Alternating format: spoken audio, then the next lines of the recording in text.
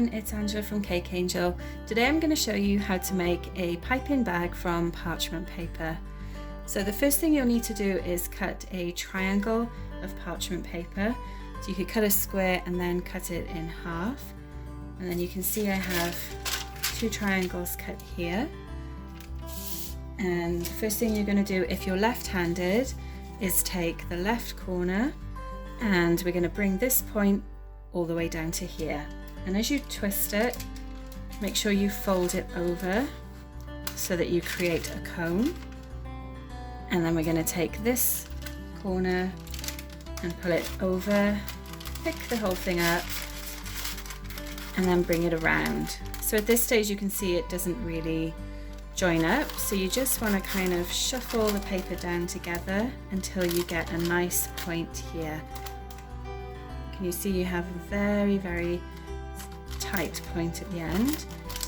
So at this end you've got a couple of different pieces of paper that we want to fold now to secure the bag. So if we turn it this way, just keep some pressure with one finger on the outside and your thumb on the inside, and then we're going to fold it in.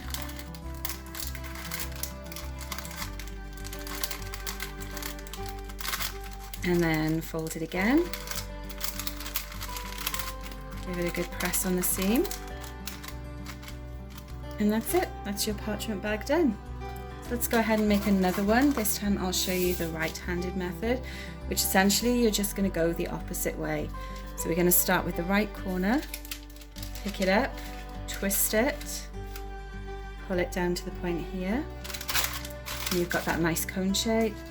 Pick up the left one, and you go behind, and then pick up the whole piece of paper. And again, just kind of shuffle it down until you get your nice point.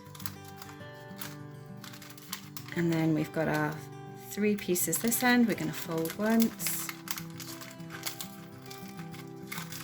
and fold again, and it's done. Now if you want to be extra secure with this, you could put a piece of tape along the seam here as well, but they are very secure. You don't normally need to do that. One thing I would recommend when you use these with icing is don't put too much icing in there. You just want to go to about halfway, because it is paper and it will break a lot easier than a plastic tipless bag. But if you're in a pinch and you don't have one of your plastic bags, this is a great alternative for you. So next I'm going to show you how to put a tip in them. So you can use couplers with these as you would with a regular bag. And for a regular tip, I'm just going to snip a little bit off of the end. Pop my tip in. It's not quite enough, so we're going to cut a little bit more.